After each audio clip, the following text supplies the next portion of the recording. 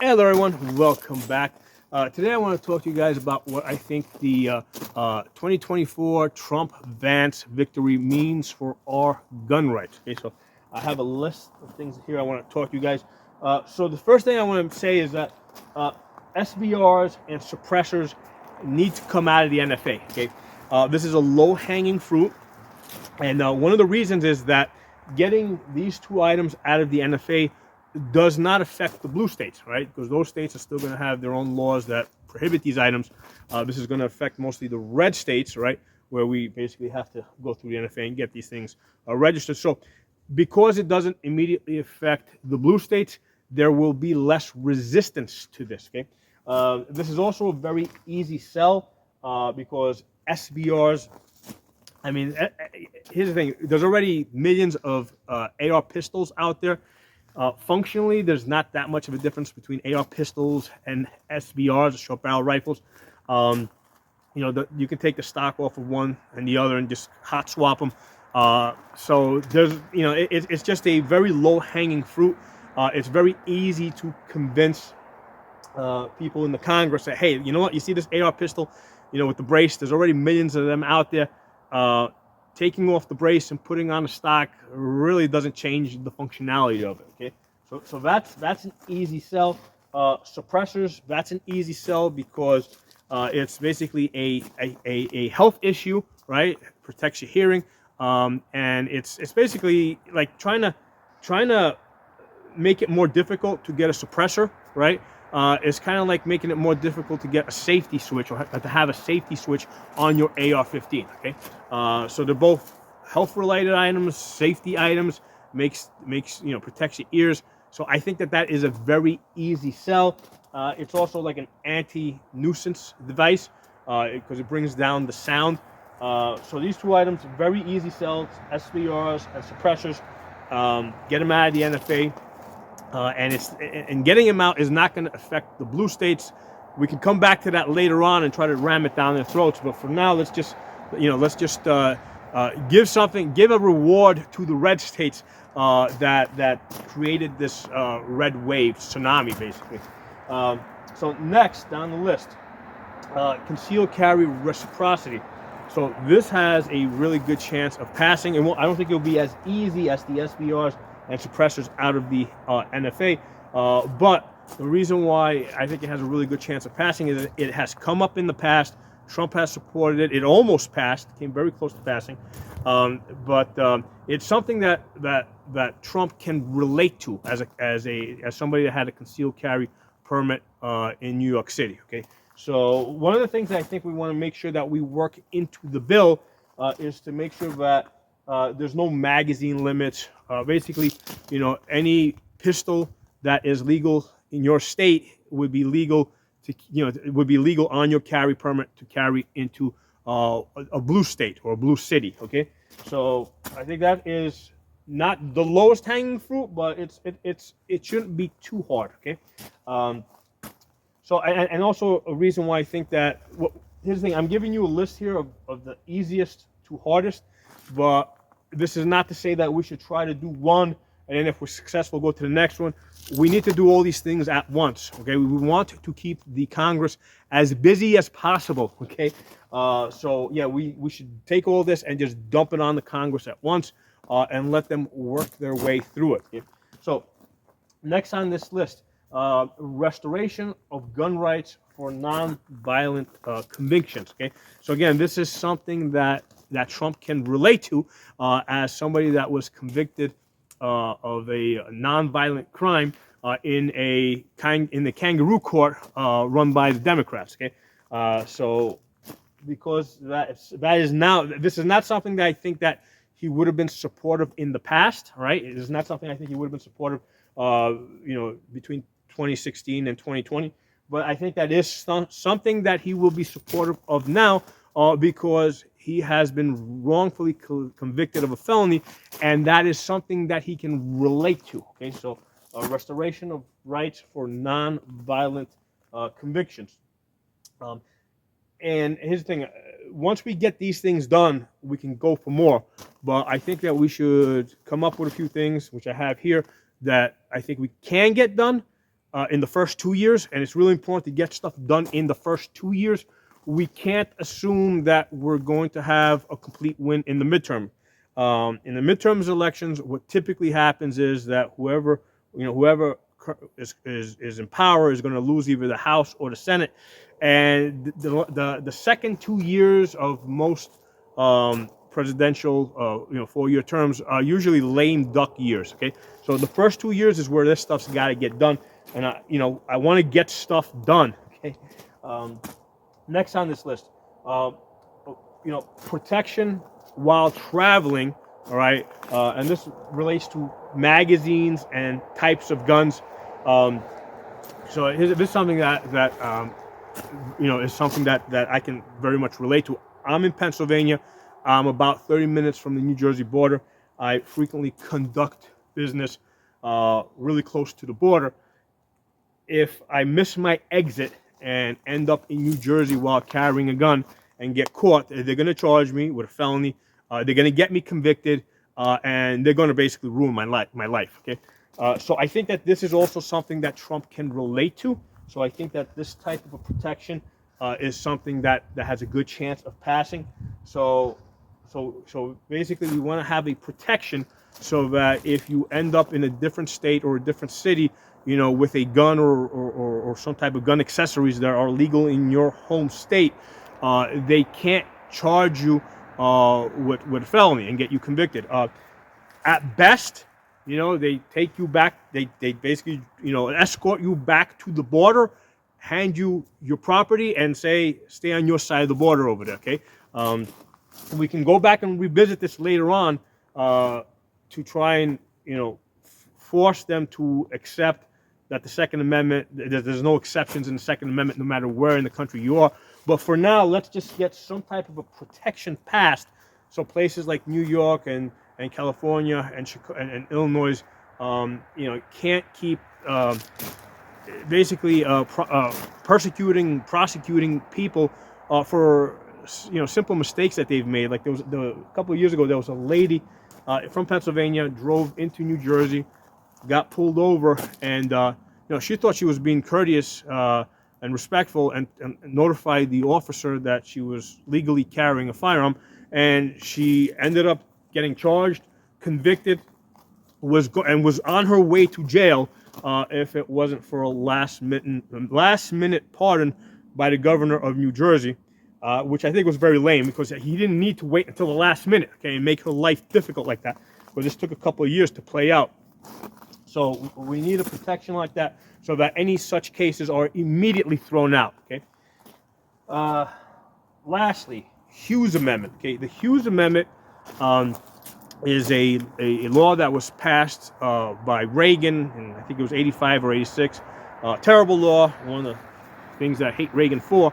But this was a law that passed that prohibited the manufacture of new automatic firearms for sale in the civilian market. Okay, so we need to get that removed, so that manufacturers will go back to manufacturing automatic firearms, and for the civilian market, this doesn't pull it out. Removing the Hughes Amendment does not remove the NFA registry. Okay, does not remove that.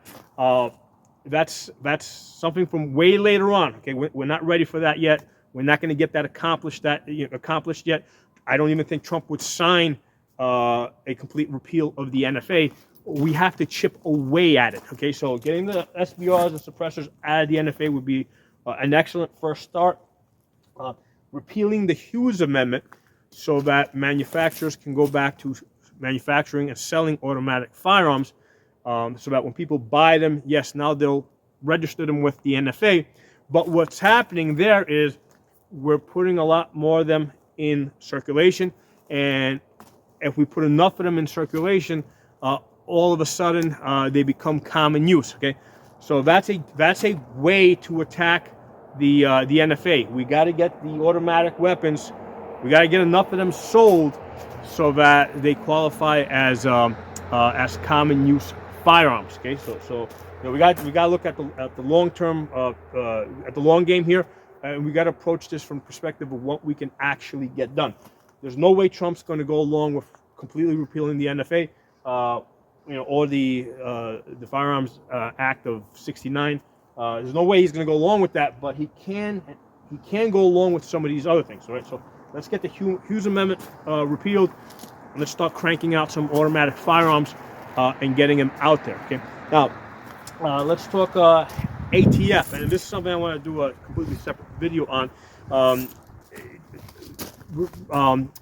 The ATF is more of, falls under the category of Trump going after the deep state, okay, going after the different bureaucracies, but specifically looking at the ATF. First of all, getting the SBRs and suppressors out of the NFA will go a long way to taking power away from them, right? Getting the Hughes Amendment out of there will go a long way towards doing that. The other thing that we want to do with the ATF is take away their... Basically, the ATF should be a bookkeeping agency, okay? We want to take the guns away from the ATF, okay? We want to disarm the ATF. They should be the bookkeeping agency, and if there's any actual, law enforcement stuff to be done with guns, maybe the FBI can do it, somebody else other than the ATF, who has a really bad track record of doing like 6 a.m. raids and just surprising people in their homes and killing them. Okay, so we want to disarm the ATF. So all we want the ATF to do is to be a bookkeeping agency whose primary job is to basically work with the FFLs to make sure that the FFLs are able to legally sell guns, okay? And then for the one thing that requires a registry, right, which is the automatic firearms, and hopefully the new ones that they're going to be able to manufacture and sell, that they're going to maintain that registry, okay? Now, there's another registry that the ATF has, right? The illegal registry apparently they're running, or they've been keeping an illegal registry of all firearms that have been sold. We want to actually get a law, right, passed by Congress, signed by the president, specifically outlawing that and making it a crime for any individuals to basically knowingly maintain that registry. If they come across it, they are ordered to destroy it. Okay, so we want to get rid of the illegal registry that exists. Okay, and basically make it a crime for the ATF to maintain that. Okay, and again, we want to disarm the ATF. All we want them doing is bookkeeping. So let's talk a little bit about the Supreme Court. Well, there's two sides from this, right? There's a congressional side that we just went through, and then there's the Supreme Court side. On the Supreme Court side, I think that the court for the last 4 years, right, has been tiptoeing around eggshells, afraid that the Biden and Senate Democrats, who had the majority, were going to stack the court, that they were going to add additional justices to the court to dilute the vote, right, of the existing conservative justices. So I think they've been going like really slow, really carefully, and I think that's going to change now, right? That they know that that's not going to happen, and I think we're going to start seeing some more aggressive opinions in favor of gun rights, and I think that we're also going to start seeing the Supreme Court enforce its decisions, okay? Which again, I think they've been kind of avoiding, kicking the can down the road, not wanting to deal with that. Supreme Court, let's talk about frames and receivers. There was a good chance that we were going to win that case, but now I want more, okay? So now I want basically some type of language that goes from 80% frames to 95% frames, maybe 99% frames. And this is on the basis, right, part of the discussion that was had during the Supreme Court hearings. They said, wait a second, you're saying that this frame here is readily available, but you got to drill 2 holes, right?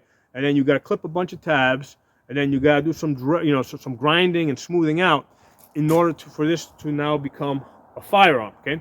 But then if you take any AR-15, right, and you drill just 1 extra hole, okay, all of a sudden you've turned that into a machine gun, right? And the ATF has said if you take any AR-15 frame, and that doesn't have to be, it could be just completely stripped completely stripped frame, and you drill a third hole into that, you have now turned that into a machine gun. So how is it that like you can, just by drilling one hole in an AR-15, you go from legal to a machine gun, but on the other side with the frames, you gotta do a whole bunch more work, right? And then all of a sudden that just doesn't make sense. So what makes sense to me is that same standard, right? If by drilling one hole into an AR-15 frame, you turn that into a machine gun, and that's the line. Well, the same thing goes with the frames. The frame should be sold, sold so that you only need to drill one hole in order to complete the frame. Okay, so that's why I think that there's what I would like to get out of the Supreme Court is some sort of language that says that 99% frames are permissible and don't violate any, don't violate the I think the Gun Control Act of '69. Okay, so that's what I would like to get out of the frames and receivers case that is currently in front of the Supreme Court. Pistol braces, I think that should be just a slam dunk win, almost like immediate. It would be nice to get some language out of that that says that basically says that SBRs shouldn't be in the NFA in the first place. So the Supreme Court is in the position, if they want to, if they want to go all the way, they can say that, you know what, this pistol brace thing is ridiculous, not because the ATF came up with this ruling improperly, but because the underlying law that puts it in the NFA was wrong to begin with. Okay, they're in a position to go that far. There was no way they were going to do it before. There is a possibility that they might do it now, right? They might take that aggressive stance because there's, they're not worried about Biden stacking the court against them anymore. Okay, AR-15s, I would like to get a ruling at some point within next year that says that all the AR-15 bans are completely unconstitutional. Just stick a fork in that already. Now the states are going to come back, right? If the Supreme Court says that AR-15 bans are unconstitutional on the basis that they are common use firearms, Supreme Court, the cities, the blue cities and states are going to come back and they're going to say, fine, they can have them, but now they got to get a permit and they got to get on the registry. And that's a problem that we'll deal with later on. Okay, that's a problem that we can deal with if Trump manages to maintain the Senate and the House in the last 2 years of his of his presidency. Okay, if he's able to do that. So yeah, I want to come back to that, but first let's get a small victory and then use that to create a bigger victory down the road. Okay, so it is very likely that we're going to get that out of the Supreme Court. Okay, restoration of gun rights, which is, again, I mentioned it up here earlier. It's something I'd like to run through the Congress, but there is a case that I don't think the Supreme Court has accepted it yet. It's called the Range case. They've considered it. They considered looking at it. There's a case. There's a guy. I think the guy's name is Range, where he, at some point, many years ago, something like 15 or 20 years ago, he pleaded guilty to welfare fraud because he had not reported some $500 on the welfare application, and they used that conviction to take away his gun rights. There's a good chance the Supreme Court is going to take this case, and that we're going to be successful, and basically it's going to say that, hey, you can't strip people of their gun rights over nonviolent bullshit. Okay. So I'd like to get that quick win out of the Supreme Court, but I would also like to run this through the Congress and get that greatly expanded. Okay. And lastly, I would like the Supreme Court to rein in the lower courts, right? Who a lot of them have been thumbing their nose at the Supreme Court, not enforcing the Supreme Court decisions on gun rights. That's something that I think that the Supreme Court needs to take a stand on and let them know who the boss is, okay? And again, the reason why they haven't been doing that is because they've been, again, tiptoeing around eggshells because they were afraid that Biden and the Senate majority Democrats we're going to, add additional justices to the court and dilute the votes of the existing judges. That's not going to happen at this point, so they can start taking a more firm stance with enforcing their prior decisions. Okay, so if we can get these things done within the next 2 years, that's a great place to be. That would be a great victory. And if we are able to get these things done here, okay, what's likely going to happen is, because we're also going to be successful on immigration reform and tax reform and a couple of other things, and the wars are going to end. So all these things together, right, are going to. There's a good chance that these, if we have a whole bunch of victories, this will allow the Republicans to again win control of the House and the Senate in the midterms, and then we can do another video after the midterms, considering what we can do next. Okay, but this is where I think we need to start.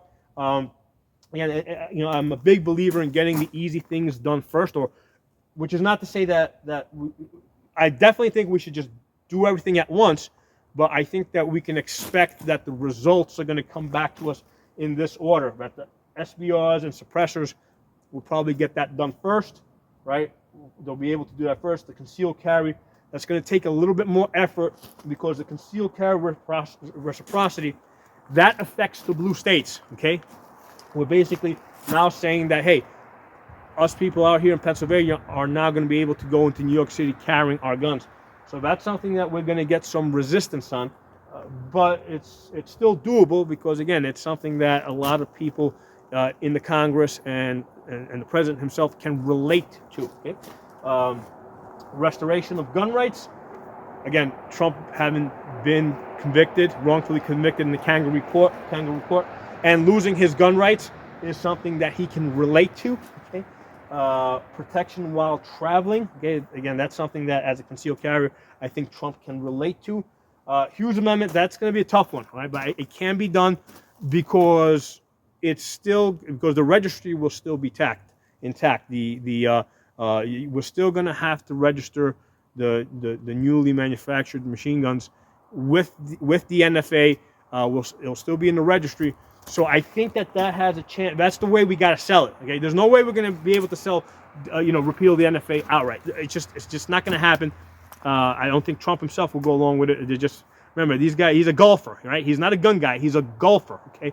And most of the people in the Congress, right, they're not gun guys. They're golfers, okay? So we gotta be realistic. So we gotta have a list here of things that we can get this done, and then after the midterms we can see what else we can get done. Okay? So drop some comments below. Let me know what you guys think. Talk to y'all soon.